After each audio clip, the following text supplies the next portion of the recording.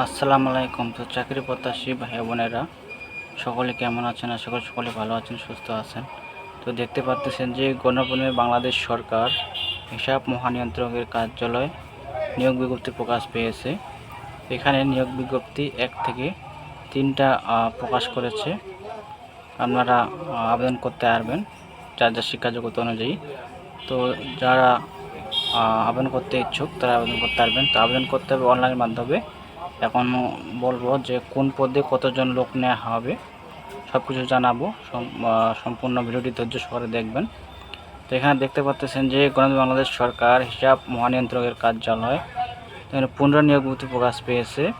তো এখানে দেওয়া আছে যে অডিটর, দেখতে পাচ্ছেন অডিটর পদে 338 জন লোক নেওয়া হবে। 11 গ্রেডের বেতন দেওয়া হবে 12,500 থেকে 30,230। শিক্ষাগত মান থাকতে হবে কোনো শিক্ষিত বিশ্ববিদ্যালয় হতে অন্য দ্বিতীয় শ্রেণী বা সমাজজীবীতে 4 বছর মেয়াদী স্নাতক সম্মান অথবা স্নাতকোত্তর বা সমান ডিগ্রি, কম্পিউটার চালানো MS অফিস অ্যাপ্লিকেশনে প্রশিক্ষণপ্রাপ্ত হতে হইবে। আর এই যে দেখতে পাচ্ছেন কোন লিঙ্কে গিয়ে আপনি আবেদন করতে পারবেন, এই যে দেওয়া আছে ওয়েবসাইট, হিসাব মহানিয়ন্ত্রকের কার্যালয় ওয়েবসাইট www.cga.gov.bd দেওয়া আছে, এটাতে আপনারা আবেদন করতে পারবেন। তো আবেদন শুরু হবে, দেখতে পাচ্ছেন যে 6/8/2026 সকাল 10 ঘটিকা হতে আবেদনের জমার শেষ তারিখ অর্থাৎ লাস্ট ডেট দেওয়া আছে 27/8/2026 খ্রিস্টাব্দ বিকাল 4 ঘটিকা পর্যন্ত। তো 27 তারিখ আগস্টের 27 তারিখ লাস্ট ডেট। তারপর দেওয়া আছে আরেকটা নিয়োগ বিজ্ঞপ্তি, এই যে এখানে দেওয়া আছে 1 থেকে 4টা পদ দেওয়া আছে। তো 4 নং পদে দেওয়া আছে ড্রাইভার 2 জন লোক নেওয়া হবে।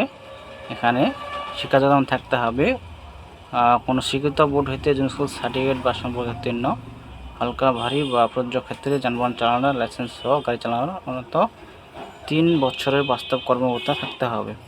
আর 3 নং পদে বলা আছে ডাটা এন্ট্রি কন্ট্রোল অপারেটর 4 জন লোক নেওয়া হবে। শিক্ষাগত থাকতে হবে উচ্চ মাধ্যমিক, যারা ইন্টার পাস করেছেন তারা আবেদন করতে পারবেন।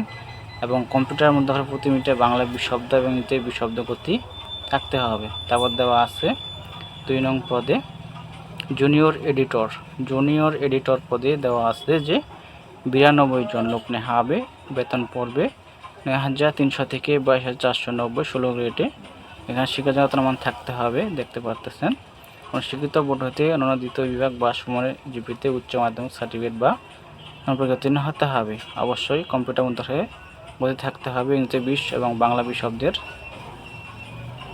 তারপর দেওয়া আছে 1 নং পদে কম্পিউটার অপারেটর 13 গ্রেড বেতন দেওয়া হবে 11,000 থেকে 26,590 2 জন লোক নেওয়া হবে। শিক্ষাগত থাকতে হবে কোনো শিক্ষিত বিশ্ববিদ্যালয় হতে বিজ্ঞান বিভাগে স্নাতক সম্মান বা সমানের ডিগ্রি, কম্পিউটার মধ্যে করে প্রতি মিনিটে বাংলায় 25 শব্দ এবং ইংরেজিতে 30 শব্দের গতি, সংশ্লিষ্ট বিষয়ে স্ট্যান্ডার্ড অ্যাপটিটিউড টেস্ট উত্তীর্ণ হতে হবে। তো এখানে আবেদনের যে তারিখ একই দেওয়া আছে 6/8/2026 শুরু হয়ে শেষ হবে 27/8/2026 বিকাল 4টা।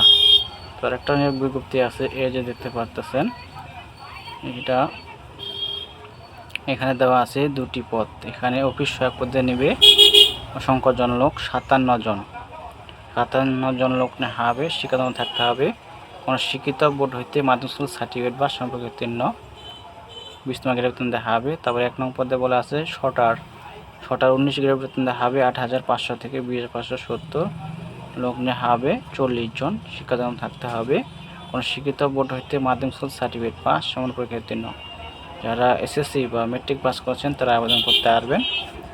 আর যে আবেদনের শুরুর তারিখ এবং শেষ তারিখ দেওয়া আছে লাস্ট ডেট 27/8/2026 বিকাল 4 ঘটিকা। তো ওই লিঙ্কে গিয়ে আপনারা আবেদন করতে পারবেন। তারপর দেওয়া আছে এই যে 4 নং পদে ড্রাইভার 2 জন লোক নেওয়া হবে। তারপর ডাটা এন্ট্রি কন্ট্রোল অপারেটর 4 জন লোক নেওয়া হবে, উচ্চ মাধ্যমিক পাস থাকতে হবে।